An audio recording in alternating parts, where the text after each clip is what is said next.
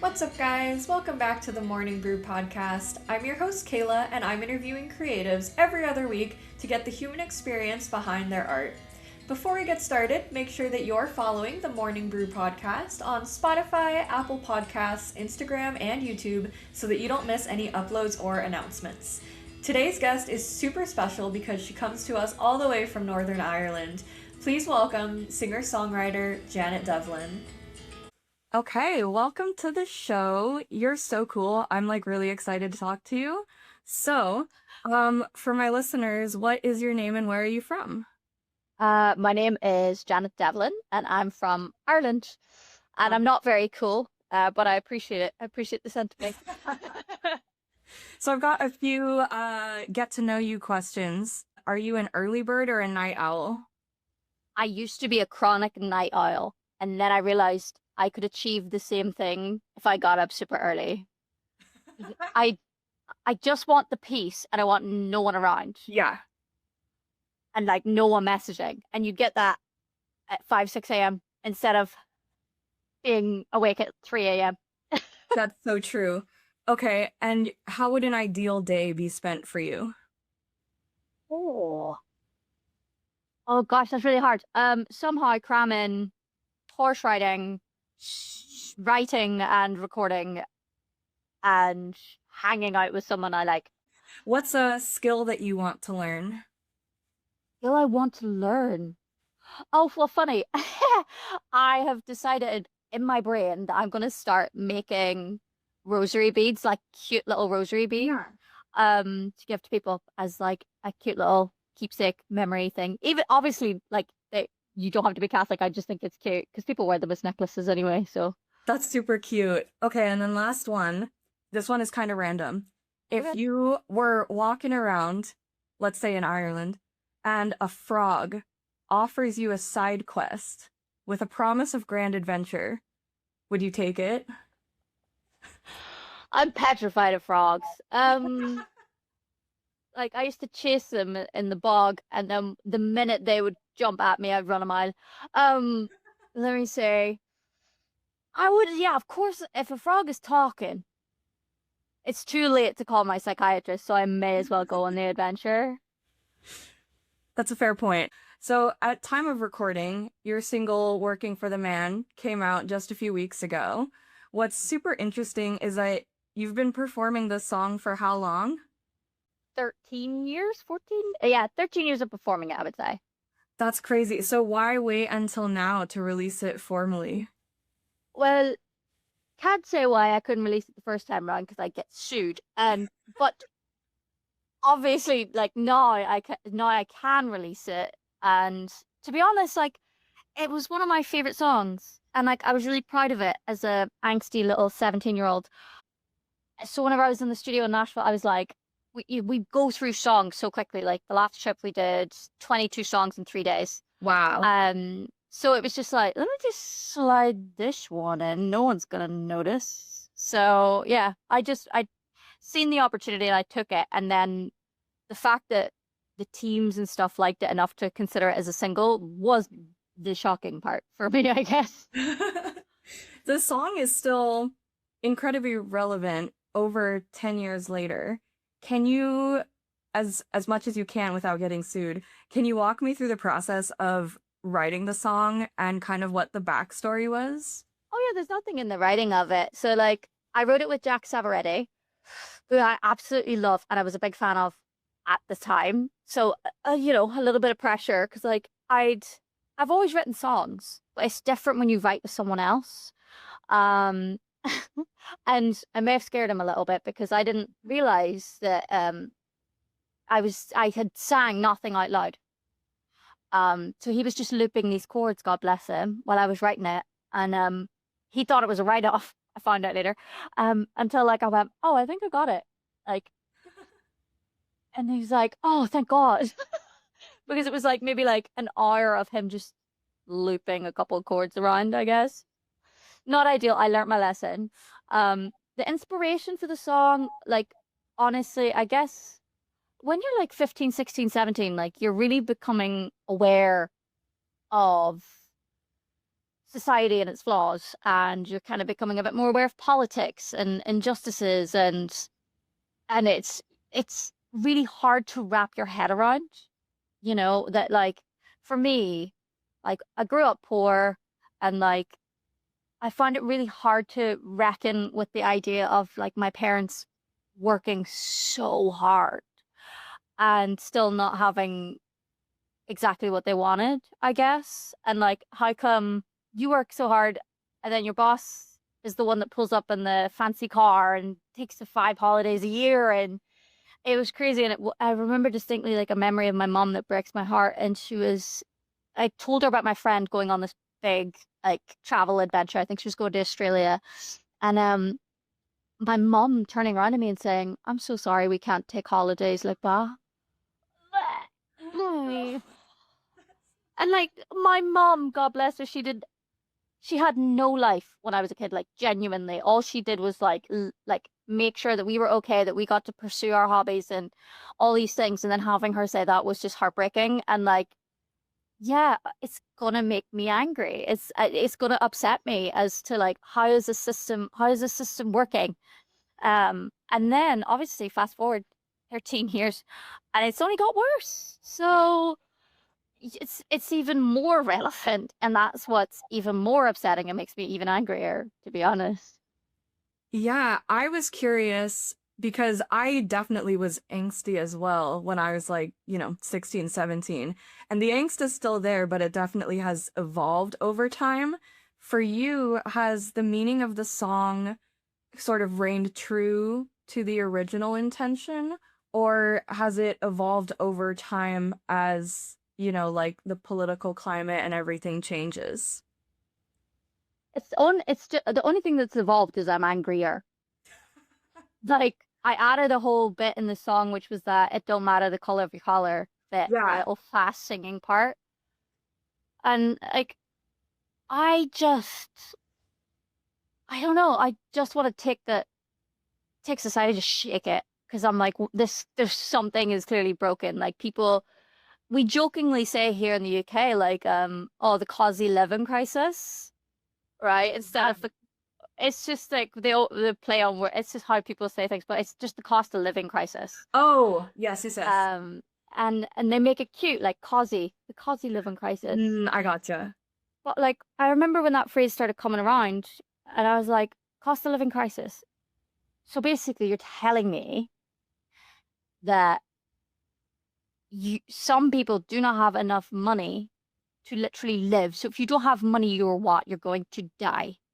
And that's enough to just put it in a phrase that you're going to use in every article and pretend like it's totally chill.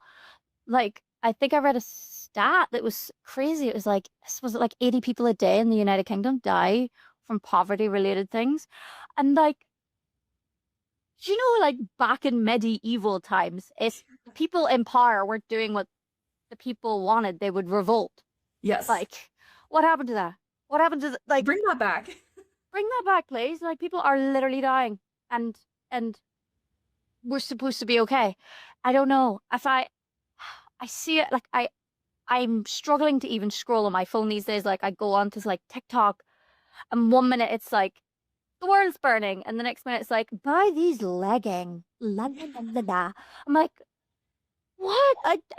One, I don't have the money to, and two, are we just skipping what's going? What? It's crazy. Like I just find this like some sort of weird dystopian reality.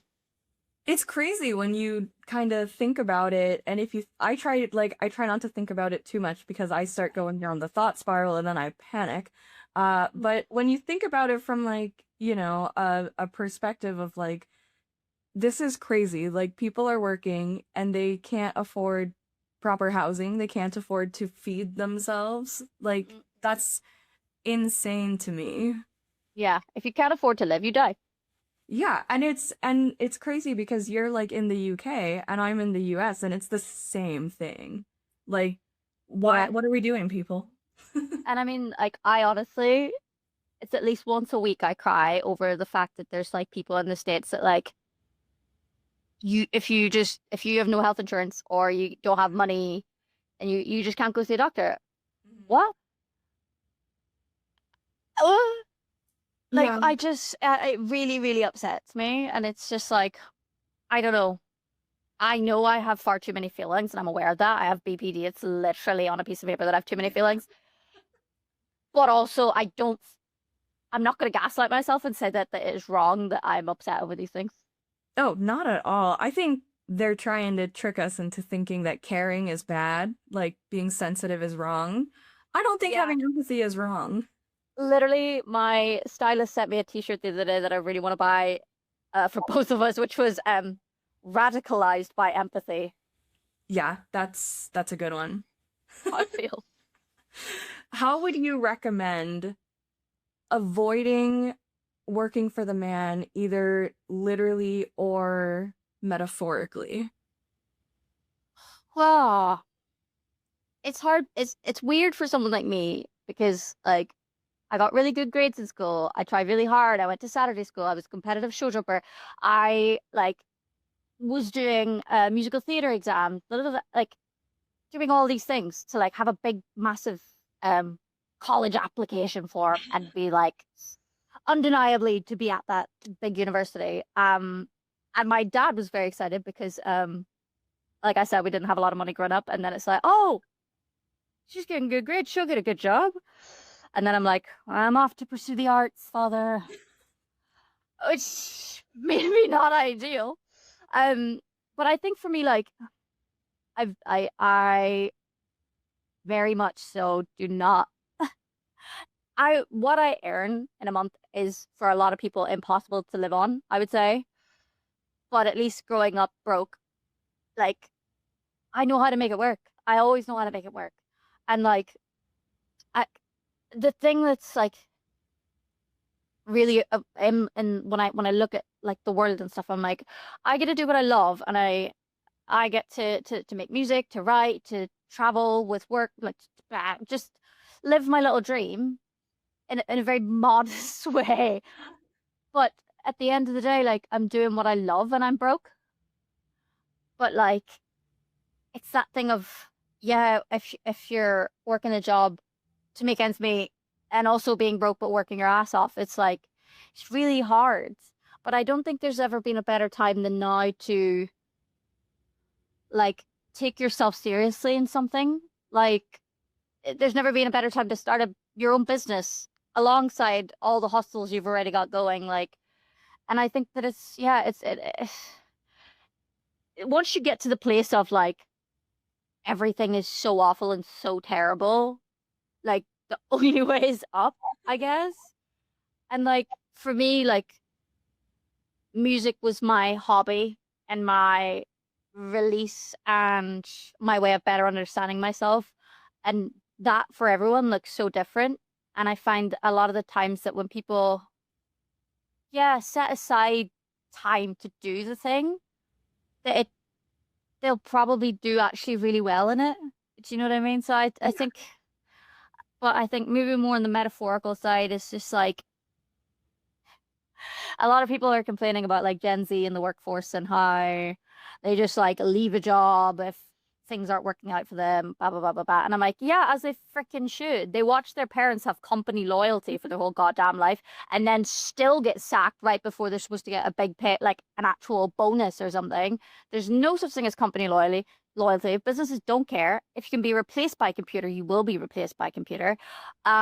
So if they're not giving you holiday pay, if they're not allowing you to take actual days off and they expect you to work through the night, even though you're not contracted to those hours, yeah, screw it, leave it.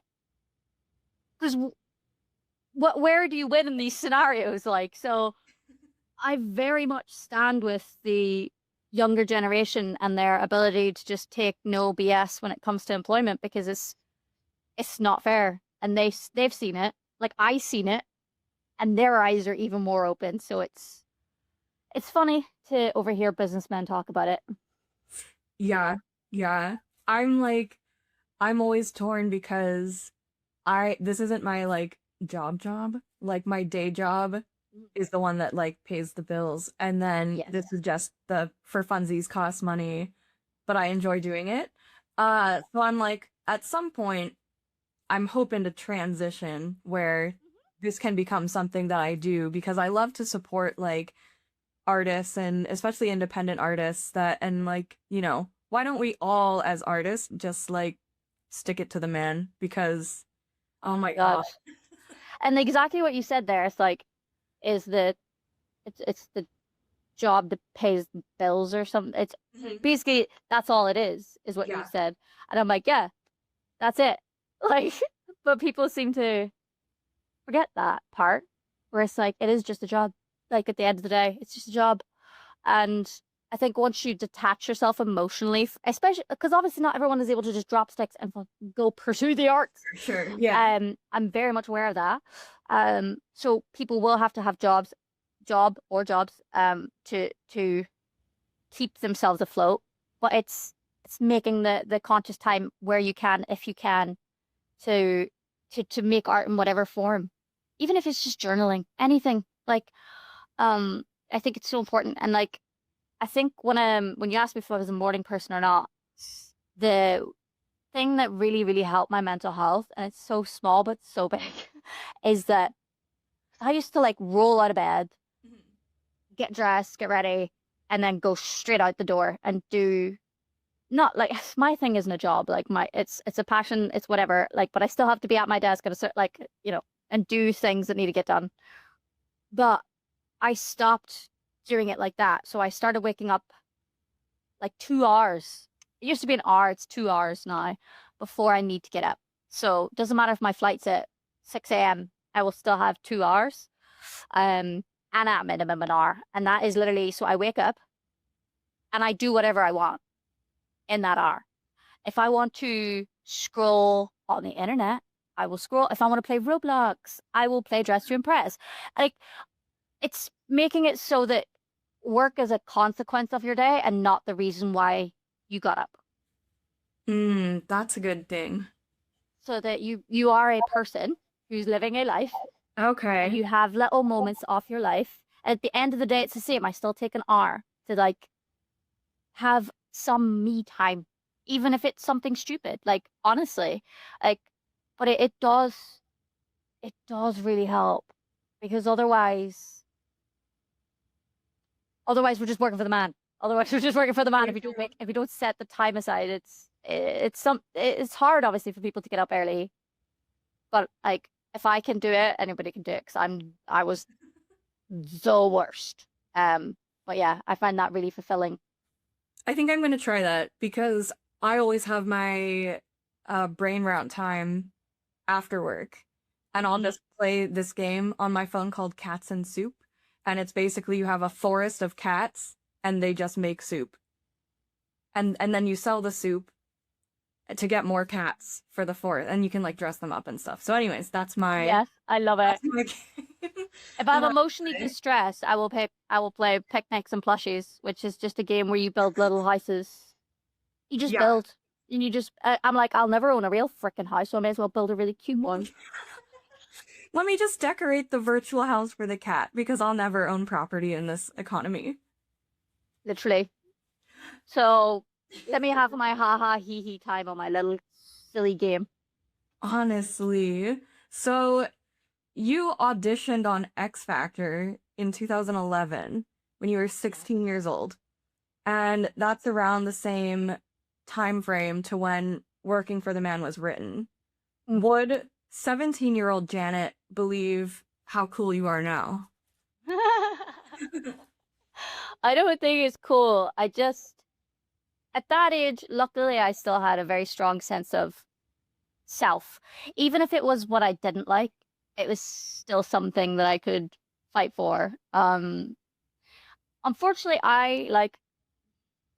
even though I knew who I was, I really just didn't like myself a lot. So it was like a weird, it was just sad. I look back at her and I'm just like, oh, I know how much you were suffering, and I just want to like show you that like everything's okay. Like, but I think if I could meet her, it would be lovely, because it's just like, girl, not only are you gonna like make it to 21, you're gonna make it to 31, and you're actually gonna have a pretty sick life, and my whole kind of thing in this world is like, I do it for the bit. I do things for the story. I do it for the lore, So yeah, where are we going? Okay, yeah, sure. I mean, I'll turn up. That's fine. Yeah, yeah. I just do it because I'm like, something interesting is going to happen with that, and why not? And I think when I think back to like how much I really hated myself, that it would just be really sweet just to be like, hey babe, it's all right, not that deep. Uh, don't pick up booze and get a psychiatrist and you'll be fine. Like, hey. See, I find it so interesting that you said that because I have such a similar kind of experience, which is a bit unfortunate, but like because it's so relatable, I find. But, when you said, oh, we make it to 31, I just had a mini existential crisis about that because I just turned 27 and I was like, I don't know what I'm supposed to be doing because I didn't think I was going to make it past 18. Yeah. So this is, uncharted territory. Now I don't know what the hell I'm doing. Girl, I wrote a whole thing on it, which was just this thing of, I never thought I'd make it past, 21. So I didn't plan to make it past 21. Right. So I didn't set up myself with the foundations that you're supposed to. And then I felt like I was really far behind, and that I was chasing my tail when everybody else is getting their houses and getting married and having babies and all the rest of it. But like, there's no such thing as time wasted, really.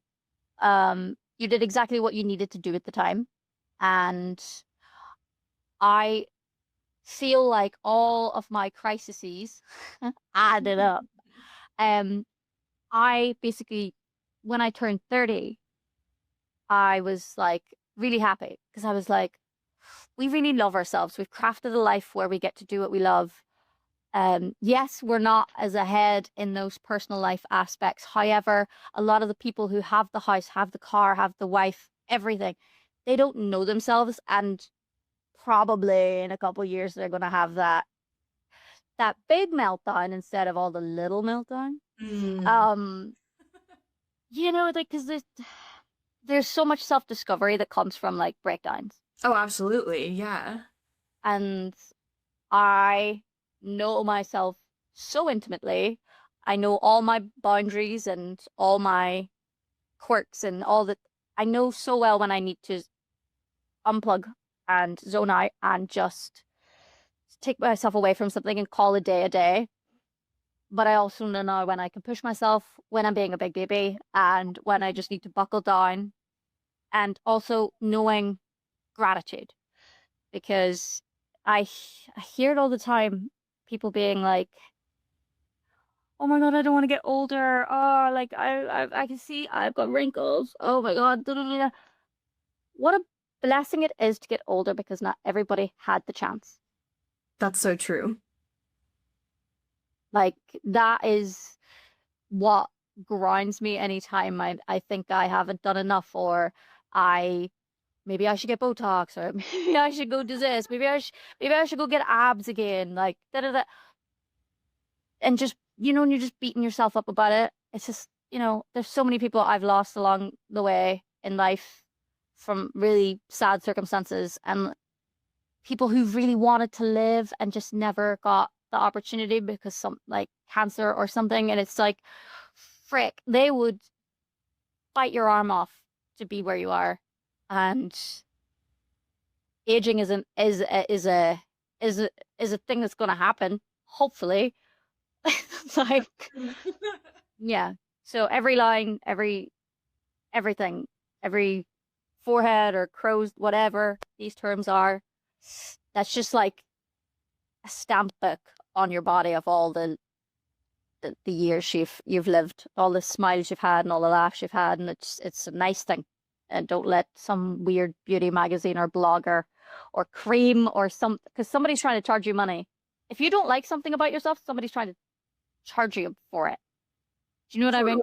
Yeah. Some rich man is sat in an execs meeting talking about what's the next insecurity that they can sell.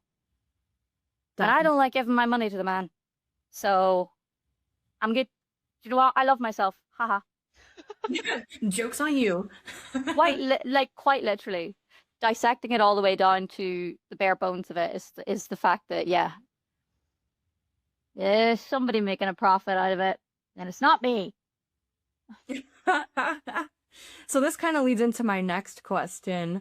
If you had the opportunity to go back to talk to yourself when you were like 16 or 17, is there anything that you would say to her?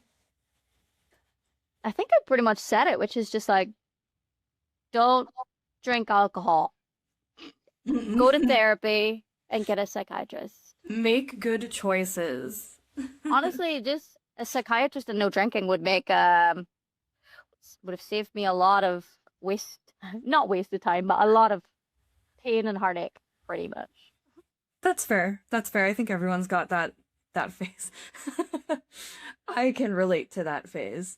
Are you working on anything new right now? What is on deck? A lot. So I'm going to Nashville tomorrow. Okay. I'm taking my mum on holidays. By the way, I asked her where she wanted to go, and she said Nashville. I did a gig for a flight company a couple of years ago, and it was 2 tickets there and back anywhere in the world. I gave them to my parents, and then my dad was like, I haven't done enough hunting, shooting, and fishing, so you girls go on ahead. So I was like, okay, Grant. So me and my mum flying business out to Nashville. Oh, yeah. Having a little girls trip, and I've got a studio day booked in because the last trip was I did 22 songs, and Working for the Man was one of them. That's and then I'm always writing, so I've written a few. I think the playlist is like 10 songs, but I probably will get 6 done. So we're going to Blackbird for like a half day, so I can record the ones that I've written recently. So that will be coming out. The album is like done, unless like something I've written recently is like groundbreaking and makes it to this album. So yeah, like there's new music very much on the way. How does that feel to have the album like done and like pretty much ready? It's so weird. It's just like it's hard, right? Because obviously like there's the making music, and I love the art and I love the craft of it. And then like I love making social media content, and I love making music. I just find making social media content about music really hard. I've gone viral so many times, never for music. So if I could just like marry those 2 worlds together, that'd be swell. And like I try to take myself seriously as an artist, but also it's just really hard with like Irish Catholic guilt being like, can I have your money in a cost of living crisis? Please? Please. That's hard. I really find that hard, but I am excited. Like there's a whole bunch of tracks on this record. Like I love every song on the album. I really do. And I just selfishly want the most amount of people to listen to it. Oh, I'm happy to help with that. I can't wait. Wait. So how I get more people to listen to it, I'm still working on that. I do all my social media and stuff, so it's like, I have business meetings with myself, over content. Why do you think this one didn't work? Why do you think that one worked? Why is this me? That's literally our thoughts. I'm like, well, how do I make it better though? Literally. But if there's anything I've known is that the thing I worked the least on, something I just whacked together, and didn't think about, they're always the things that do really well. And normally when I look like a thumb as well, that's really cool. It's normally when I'm like, my hair's ugly and I've got no makeup on, and it's just like, oh yeah, of course. Thank you. That would be the one. Algorithm. Go viral. Nice. So, but it's exciting. Like I do like the challenge of it. Like it's every day, bro. Quote J. Paul. What a mood. Okay, so my last question for you comes actually from my previous guest, because I do a segment called Artists Ask Artists. So at the end, I get to also ask a question for my next guest. So amazing. my last guest was actor Charlie Baker, who has been in Breaking Bad. He's been in The Pit. He's been in The Mandalorian, and he's a super cool guy. And he would like to know, who was your biggest music influence? Oh my gosh. Who was my biggest music influence? It's so difficult because like my whole entire family and extended family are like music obsessed. Like I don't know if you know what Top of the Pops are. No. So it was like it was a show that ran up until like 2006 where every Saturday morning it was just like artists performing on live TV, but like they were doing it to track, but you know what I mean? It's been there since like the 60s or something, right? And like my dad will put reruns on, and before the little lower third comes up, he's like, this song got to this position in the charts and it's better. He just, and what year it came out and what day. I'm like, okay. So I would say my biggest music influence is probably my family because of how varying everybody's taste was. And I was the youngest. So like my babysitters, one of them loved like dance music. So like Moby, Fatboy Slim, all like the dance hits of that time. The other one really loved rock, so it was like Chili Peppers, Foo Fighters, anything that was on Kerrang or Scuzz. And one of my brothers really loved rap, and then one of my brothers really loved country, and my other brother just really loved pop music.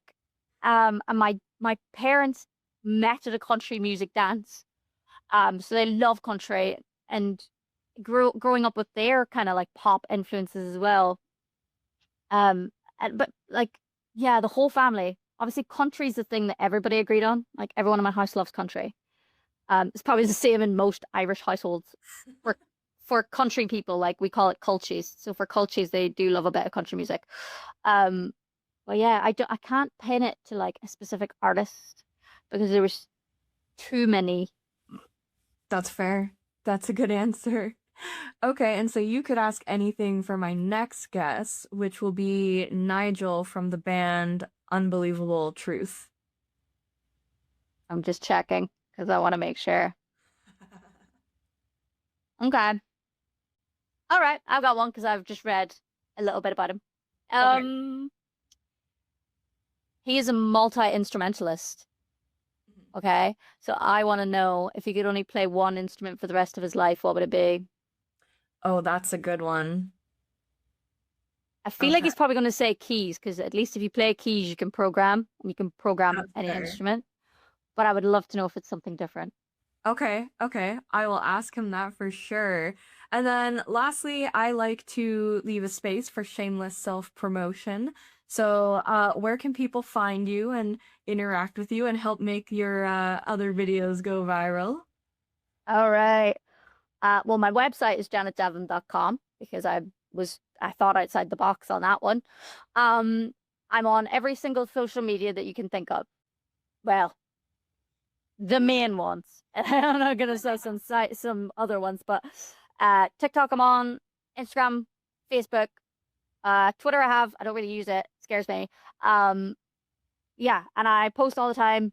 And please follow me. And if you follow me on TikTok, please like tap all the buttons and all the things so that the music stuff does really well. I also have a Patreon in case anyone actually does like what I do enough to help me put bread on my table. And I do online gigs. And I've done them for over 10 years. And so I basically internet busk 2 times a month as well. That's pretty cool. We try. We got to make something work. Yeah. And also look for the blue ticks because please don't get scammed. If you're gonna give some money to Janet, please make sure that she goes to me. That would be really cool. Instead of some weirdo who's just trying to get your money, because that happens a lot. Yeah. And it's not like I'm not sat there going like, hey, here's my online gigs. Here's my Patreon. It's like you'll get a DM from a fake Janet being like, hey, hot stuff. I'm like, where do you think I was? I don't speak like that, but okay, go off. I always find this so funny because they're like, hello, lovely fan. I need money. And I'm like, come on, you couldn't think of anything better. Honestly, maybe I should just start doing it with my verified accounts. Just start messaging people going like, hey, I actually really could do with some money, please. Because I freaking could. But yeah, do you know what? I should just hire them. Just come work for me. Just like, if you've got this much, because you see it. They are commenting. They are locked in. If they just applied that to not scamming people, they'd probably be really successful. But instead, I will keep their seat warm in hell. It's fine. That's where they belong. Scalpers, resellers. Just really want to rob somebody else. It's just like, why would you do that? Like, yeah. Morally, I don't know. Be a Robin Hood or something. Don't do that. Yeah, there's better ways to get money, bro. Yeah. Like, literally. Wow. Oh, man. Well, Janet, thank you so much for joining me. It's been an honor to have you on the show, and I'm super excited for when the album comes out. Thank you. No, thank you for having me. Honestly, like, it means a lot that you've taken the time to, like, do research and write questions and all the things. Like, I really appreciate it, especially when you're hustling with your jobs as well. Like, I really do appreciate it. That's all for today's episode, guys. Thank you so much for listening. Make sure that you're following the Morning Brew podcast on Spotify, Apple Podcasts, Instagram, and YouTube so that you don't miss any uploads. I'm going to be putting all of Janet's socials in the description, so definitely make sure that you go and check her out. She's super cool. And be sure to tune in next time for an interview with Nigel Powell from the band Unbelievable Truth.